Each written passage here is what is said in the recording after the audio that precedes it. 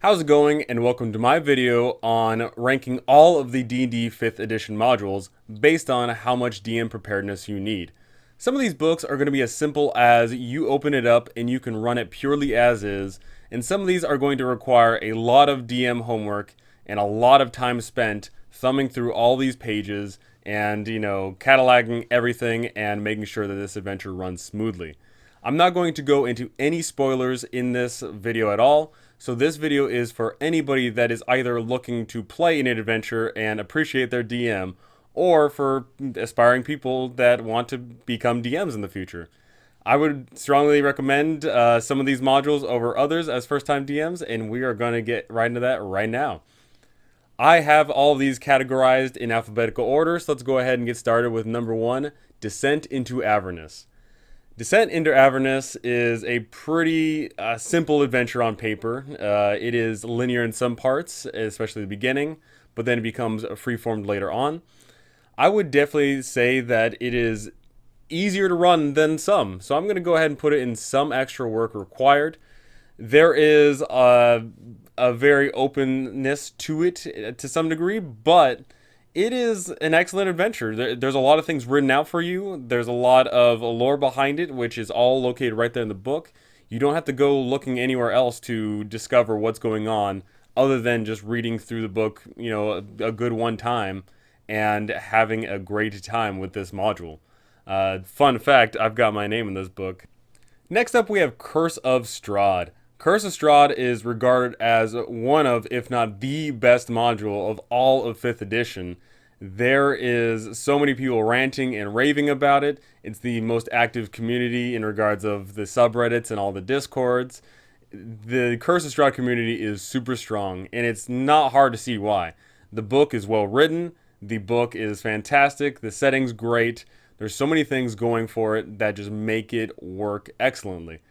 However, I am going to not put it in a first-time DM-friendly category because, unfortunately, the module is, once again, left open to sandboxy terrain and open environment. There's a lot of things going on with this module, and if you are one of those lazy people that just, expects to open the book and run the adventure as is, session to session, you're going to be in for a terrible time. This is definitely a module which you are going to have to prepare for in the future and have to constantly look at what's going on in the world and how that compares to everything else and what, most important of all, your player characters are going to be doing. So I am going to go ahead and put this in the decent amount of DM elbow grease needed. There is a lot of reading involved with that book, and if you don't read, you are sadly going to be stumbling on certain things. And unfortunately, or maybe fortunately for some people, there is a lot to read with that module. Next up, we have Dragons of Icespire Peak. Dragons of Icespire Peak, being from the Essentials kit, is awesome. A great little module, a small little scope and scale, and of course, it is pretty much touted as being a beginner-friendly module, which I am wholeheartedly agreeing with. The module is fantastic to run. It is written out for you. It is a nice little, very, very small module. And even though it's small, it packs a lot of content in there. And it holds your hand while running this module. Easily a first-time DM-friendly campaign. I love little scope and scale modules like that. I know D&D obviously is trying to basically push for super-duper grand campaigns. But I would love to see a lot more of these mini little campaigns where it focuses on a little region and only little problems and focuses on lower levels, because I personally believe that lower levels are a lot more fun, and of course lower levels are a lot more easier to manage for newer DMs. Next up, we have Ghost of Saltmarsh, the first of the anthology series here, as Ghost of Saltmarsh is actually not touted as a grand campaign. It is a series of little modules, but these modules are not brand new. These modules are in fact taken from older editions of D&D and basically been revitalized using the 5th edition rules, and it works extremely well. These modules they've taken from old school D&D are excellent, and it is a great little experience. However, the problem with running it as a pure-blown module is the fact that it is, in fact, a series of adventures, not one grand campaign. So I am going to go ahead and put this as some extra work required to make it run as a full-blown campaign. It is not that hard of a stretch to basically stitch all of these stories together, but they are separate stories in and of themselves, which is perfectly fine. It lets you pick and choose the modules that you want from this, and you can either put them into your own campaign, you can run them as one-shots, entirely up to you. Next up, my most favorite module of all, Tomb of Annihilation. Man, oh man, I love Tomb of Annihilation the most. The Tomb of Annihilation is the biggest, basically, walking sandbox that we have of all of the modules here, as the area in which your players will be able to move around in is quite significantly large. There's a lot of places to go, a lot of people to see, and a lot of things to do. And, in fact, it is regarded as one of the better modules as well, which I'm very thankful of. Tomb of Annihilation does require a little bit of work because your players can go anywhere and do a lot of things. And if you don't prepare ahead of time in certain areas, then they are going to go off the supposed rails of this adventure. So you are going to have to go ahead and try and steer them to some degree. So much like Curse of Strahd, I'm going to go ahead and put this as a decent amount of elbow grease as well, because there is certainly a lot to do in this module, and if you don't think ahead of time of what your players are going to be able to do, or you just don't ask them what they're going to do ahead of time, then you are unfortunately going to be scrambling to prepare a lot of material. Coming in at number 6, we have Hoard of the Dragon Queen, the first of the modules written for 5th edition. Right as 5th edition was coming out, they were uncertain of what direction they were going to take the art style and what direction they were going to take the modules, and it sort of shows in Hoard of the Dragon Queen, as this adventure is almost purely a railroad where your players are constantly going and going and going, which is perfectly fine. I think a railroad can certainly serve its purpose so long as it's not too restrictive. And Hoard of the Dragon Queen is, it's a small scope. It is a great introduction to 5th edition, and also a great way to introduce people into D&D because it doesn't overbear people with a lot of lore. So I am going to go ahead and slap Hoard of the Dragon Queen into First Time DM Friendly. They were certainly trying to appease a lot of people with this book, and it's impossible to please everyone with a module. It just is. There's too many things that people want. Some people want the sandbox, some people want the setting, some people want the railroad, some people want major plots, some people want minor plots. Hoard of the Dragon Queen does what it does well, and there's really not much to mark on it. But coming in soon after, we have Rise of Tiamat, the second of these. And once again, because there is in fact a sequel module, it shows, they were still uncertain of what direction they were going to take all these modules. They may have at one point thought that their module is going to be 2-part series or maybe even 3-part series, which I am thankful that they sort of dropped that motif, because if you had to, play certain modules to play other certain modules, I think that would sort of cut into how much content people were willing to play into. Rise of Tiamat is a more railroaded adventure, but they certainly threw in more mechanics of the overall world and were trying to get DMs to think. There was scorecards in there depending on what your players did and how they could affect the outcome of the adventure. And having that grand, scheme of what's going on in the campaign is pretty good.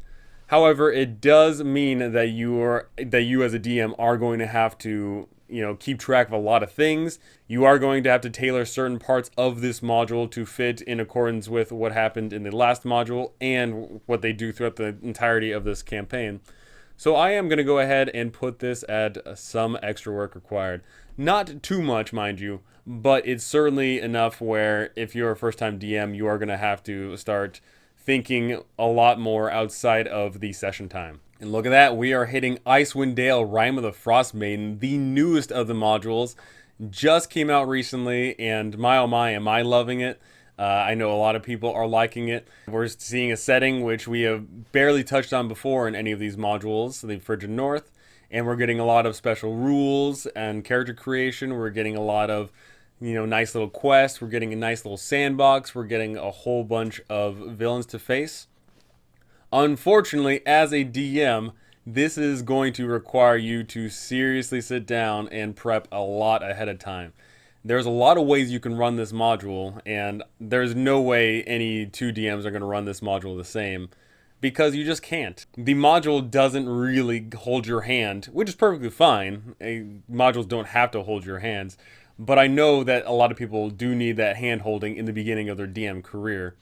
But if you really want a challenge and you really want a new setting, and of course you just want to latch on to the newest module because, playing the newest module is fun, then go ahead and try Icewind Dale out. However, I'm going to tell you it's going to require lots of grinding to master. You have to read a lot. You have to look ahead of time. You're going to have a whole bunch of sticky notes saying, oh, if they go here, they do this, but if they go there, they do that. There is a lot to this module. They jam-packed a ton in the 300 pages, and you are going to have to study quite a decent amount and see where your players are going to end up. And now we have a Lost Mine of Phandelver coming in from the starter set. This module was touted from Wizards of the Coast as being a really easy adventure to run, and once again, I wholeheartedly agree. It is from the starter set and should be easy to run, and it is. And not only is it easy to run, it is a ton of fun. The sandbox area of it is fantastic. The little dungeons that you can go into are great. The NPCs are fleshed out. There is a lot going on with that module in such a small amount of time, but it just works. It's a great introduction for DMs to play, and it's a great way for people to get into D&D. Because once again, not heavy on the lore dump. Just get players in there fighting some bandits and, traveling around and casting some magic spells. And now we have Out of the Abyss. Truly a love of mine because this is the first module I ever played, and this is my introduction to 5th edition. Thank you for my Dungeon Master. Unfortunately, I did not realize how much of a pain this was until I cracked open the book. I can't believe my DM was able to craft the story out of this thing, because my oh my, I don't understand how this book was structured. Once again, this was one of those early books where they were trying to get a feel of how to make these modules, and unfortunately this was one of the areas that they touched where they said, yeah, maybe we'll try this out. Unfortunately, it didn't work out. The chapters are structured very, very incorrect, just flat out. There's a lot of information that you have to jump 30, 40, 50 pages to back and forth between, even if they're only moving from one area to the next. You, as a DM, are going to have to read ahead of time. You are going to have to seriously bookmark a lot of locations, and you are going to have to somehow string together two different stories that are happening at the same time and have to give people motivations for what they are going to do. And sadly, the book does not provide that information. You are going to have to come up with that yourself. There is a lot of NPCs going on here. There's a lot of game mechanics going on here. There's a lot of stuff going on here. And unfortunately, I cannot recommend this for any newer DMs. This is going to require a ton of work. That being said, I'm not marking the module in itself. It is a fantastic module, but you are going to have to work to make it fantastic. Princes of the Apocalypse. This module is all about dealing with all of these weird elemental cults and going around a rather smaller sandbox, but it's still all on foot. And it's weird. There is a lot of dungeon delving, but you can't straight up dungeon delve the whole time. You have to constantly go in and then go out and go around, and you got to go to all these places, and you got to repeat a lot of the locations, and you have to somehow drive your players into this weird motivation of being able to go in, go out, and come back, repeat process. And you're going to have to be dealing with the fact that whichever way your players choose to go, that's going to have ramifications for the other elements as well. There is a lot going on here, and sadly, it's once again structured in a very odd way. The chapters sort of don't lead into themselves. You have to do a lot of thumbing back and forth between everything, and you're going to have to somehow come up with all these motivations to get people from A to B, and then from B to A, and then from A to C. There's just a lot going on. So I am going to go ahead and put it at lots of grinding to master. There's a lot going on with the module, and unfortunately, it does require a lot of reading. This is not a module which you can just go ahead and read the first 2 chapters and run it as is. No, you're going to have to read quite a lot. Storm King's Thunder, the largest of all the sandboxes. You get to travel up, down, left, and right all over the Sword Coast. And my oh my, is that a pain to keep track of. As your players are going all around the world, they are going to be involving themselves in all these things that the giants are doing, and unfortunately, you as a DM are going to have to prepare a lot because your players are going to be going around all over the place. They could be stopping at major and minor settlements all over the place. They could be interacting with NPCs here and then just decide to ditch them and go over there. There is a lot of movement to this adventure, and it's a very big time sink in game as well. Your players are going to be, spending days, weeks, months just traveling all around because the place is just so massive. And you really have to decide if you're going to bog your group down with random encounters or if you're going to be dealing with just, oh, hey, they arrive at a certain destination. And once they arrive at a certain destination, you are going to once again have to flip from chapter to chapter because all of the locations are just all over the place. Once again, there is an amazing story to tell here. There is this overarching theme and, of course, many minor elements going on, but you are going to have to somehow contend with the fact that your players can just show up to any one of these places at any given time. So this is going to require lots of grinding to master. Tales from the Yawning Portal, the first book which introduced a whole bunch of older modules and put them together. Fantastic. Once again, they grabbed really, really good stories, really awesome old school modules, and revised them for 5th edition. And I want more of it. They need to do more of these. I love the old school modules. I love old school. And it fits well with what they've done, how they've changed it. Every single one of the modules that is in Tales of the Yawning Portal, I cannot recommend enough. Each one of them is fantastic. But once again, they are a string of adventures. They're not, just one big module. They are, a level 1 to 3 quest here, a level 4 to 5 quest there. So if you as a DM want to turn this book into a full-blown campaign, you are going to have to go ahead and try and sow the seeds of adventure together.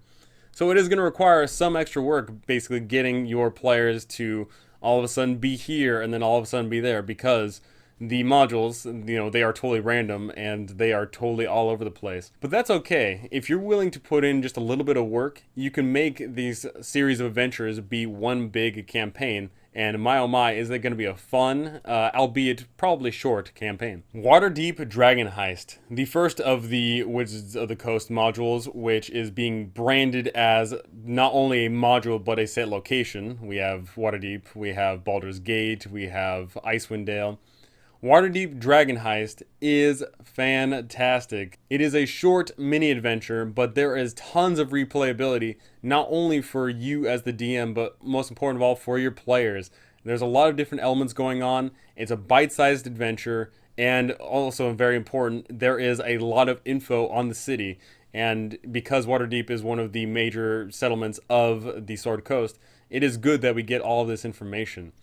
The module is just written as a pure railroad where your players are, making their way down and interacting with a whole bunch of NPCs and having a ton of fun.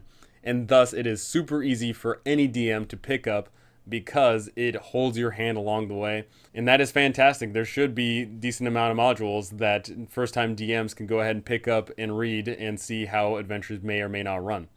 And wow, we're already at the finish line here. We have Waterdeep Dungeon of the Mad Mage.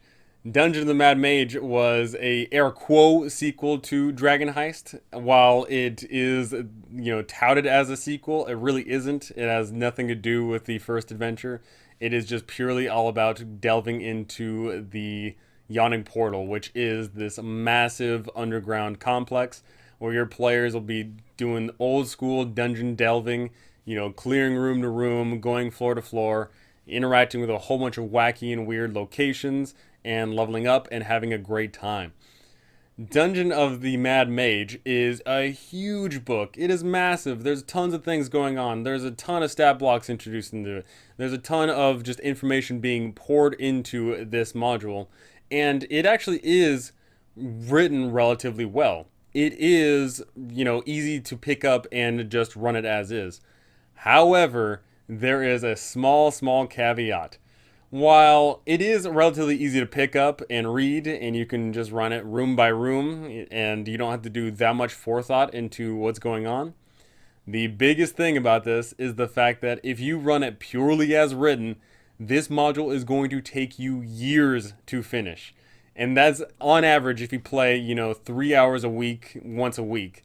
This module is going to take you years to complete. So for that level alone, I'm going to go ahead and put it in the Salty Splatoon level DM necessary.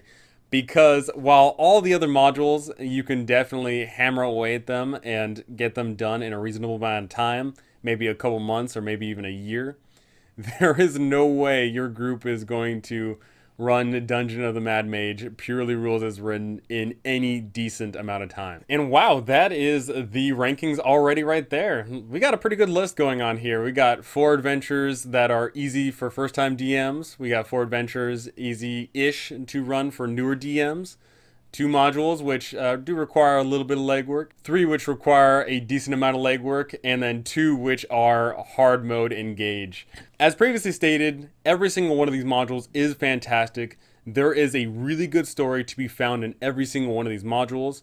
You as a DM are necessary though to craft this adventure. I'm going to go ahead and say though, if you are a newish DM, then don't be afraid of picking up some of these other modules, some of the what looks like harder ones, because there is some good information to be gleaned from them. In fact, I would strongly recommend that if you are planning on DMing a module, maybe you do pick up 1, 2, or 3 different modules and you compare and contrast them all. And you can see the story layout, you can see out the different structures of which they are. Because that can, for you, basically decide what kind of DM style do you want. Do you want a more railroaded adventure? Do you want more of a sandbox where your players can do anything? There is no wrong answer here, so don't feel pressured or tempted into doing anything.